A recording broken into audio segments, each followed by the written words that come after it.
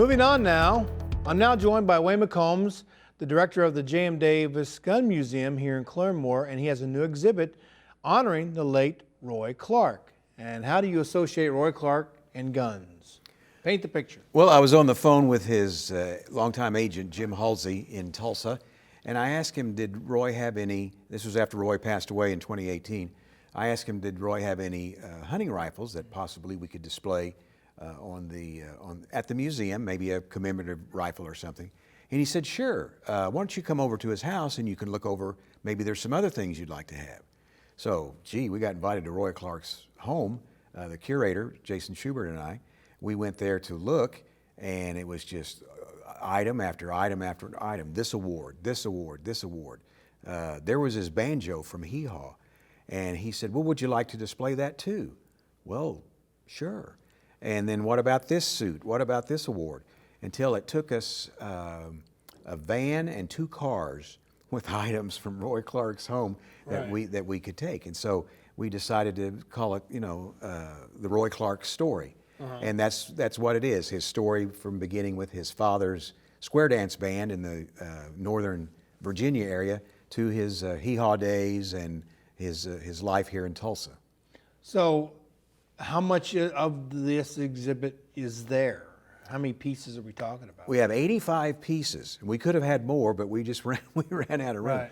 And I want to say his wife, Roy Clark's widow, Barbara Clark, was so nice in helping us with the collection and selecting items. She was so a really neat lady. Well, was he a big gun He wasn't guy? that big gun guy, but we have 7 of his hunting rifles, and one is a rifle, a Sharps rifle from the Civil War. Oh, wow. That he had collected as an antique. So it's really neat. There's one of my favorite things. That was the Hee Haw overalls. Yeah. I always wanted a pair of those. Yeah, that's what everybody remembers more than anything. Yeah, is yeah. overalls. Right. Junior Sample's wearing them backwards. That's a big deal.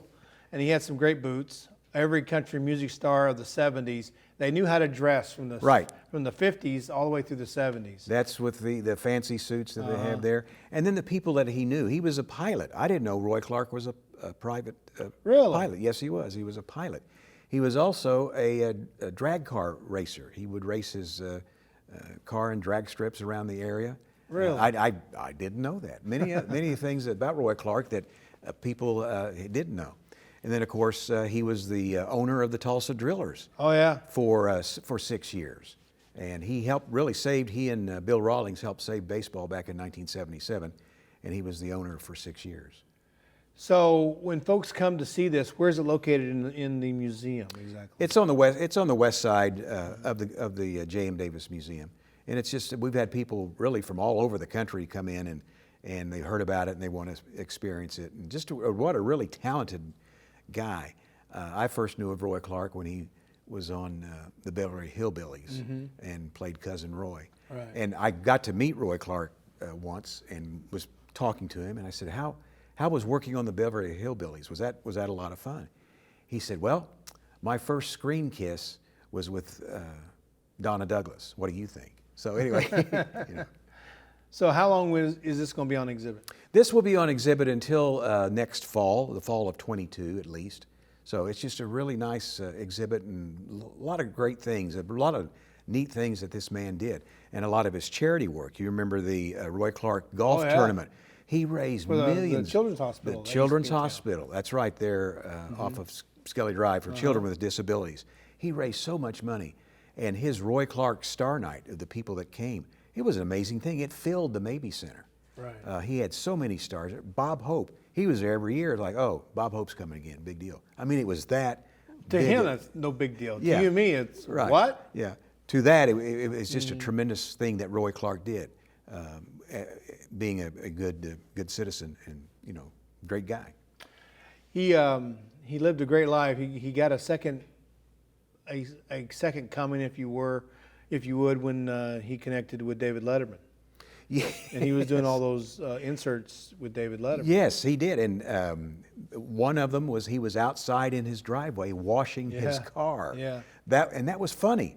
Roy Clark pulled that off. And of course, he was, do you know who the longest or the most guest host on Johnny Carson. You know who did it the longest? It wasn't, some of the people you think that when Johnny was on vacation, somebody would guest host for him. So I'm going to say Roy Clark. It was Roy Clark. Roy Clark guest hosted the Tonight Show more than any other performer. Well, he definitely was able to win over the folks in the Midwest. Yes. Would you say? Yes. Because that's where that was their biggest audience, the Midwest. Yeah, it went on. Well, it was so popular, it went on for 20 years. A lot of it was syndicated, and 20 years, it was just being country, and people love the country lifestyle. But you have more than just Roy Clark going on right now at the museum. You have several other exhibits besides the fact you have all these guns. So Right. what else do you have going on at the museum? Well, one of our most popular displays that we have now are guns that Hollywood made famous. These are not the guns used in the movie, but these were the guns they patterned it after in the movie. Like Han Solo from Star Wars, his blaster is there. Guns from John Wayne movies. You remember when we were growing up, The Man from U.N.C.L.E., the Spy Right. series, those guns that would break down into different looking guns and things like that. Quigley Down Under. Really, really neat guns. We have one from the Maltese Falcon. That's also on display, very popular. The Quigley from Down Under rifle was a unique rifle in the movie. Well, it made up the movie, Right. but it was a unique piece of machinery. Right. That's right, and it is heavy. Oh, you I had to can't be imagine. you had to be a man to tote that thing around with you, and then aim it and fire it and actually hit something. You had to be a man to operate that rifle. And it took a certain, length of a bullet. Yeah, yeah. Like it was big. Different caliber bullet. Yeah, Yep. yeah.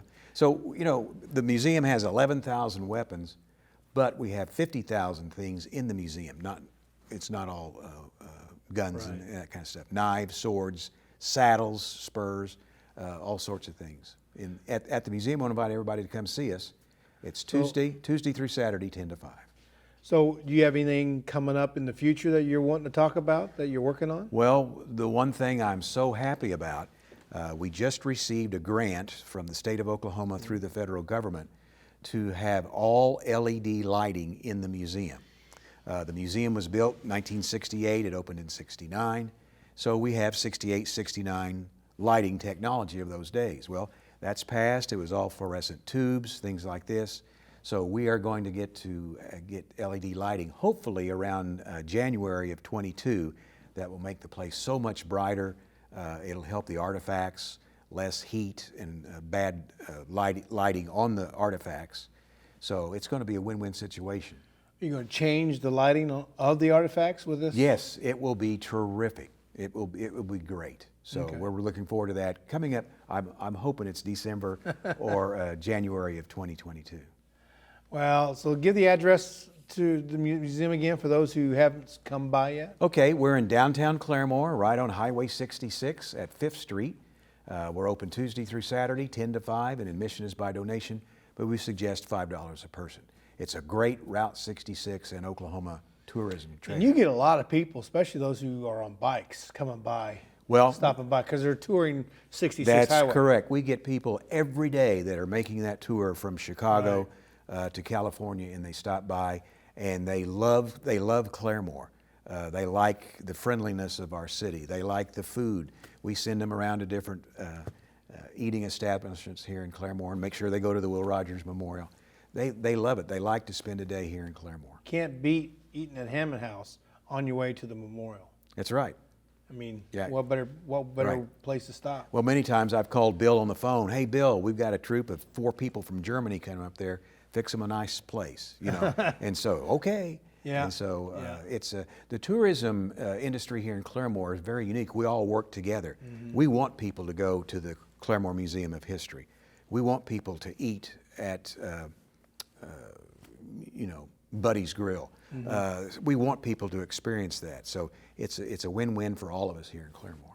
Fantastic.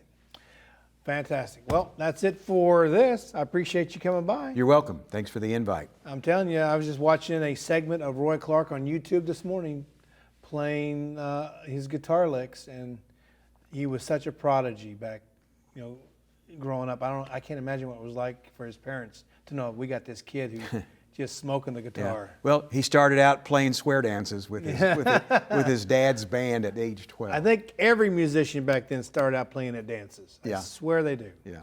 Well, that's it for this edition of Perspectives. Now, Sam should be back next week, and he can take it from here. I'm just filling in for the good old Sam Jones. For now, I'm Royal Ailes. Thanks for watching. We'll see you again next time on another edition of Perspectives. Bye-bye.